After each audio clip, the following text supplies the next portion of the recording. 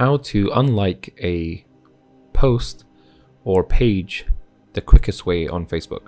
So from your main Facebook personal account, if you go up to the drop down arrow here, click on that and go to activity log. And what it does is it gives you the history of your activity on Facebook, and you find what it is that you want to not like. So here at the top, there's a post that I hearted. So there'll be like a little sort of gray little pencil. You click on that where it says edit, and it says remove reaction. Click on that, and then that will be removed. Just give it a few seconds. And then if you want to remove a like of a page, so it says here that Woke Insight likes Wi-Fi Cache Academy. That's another page.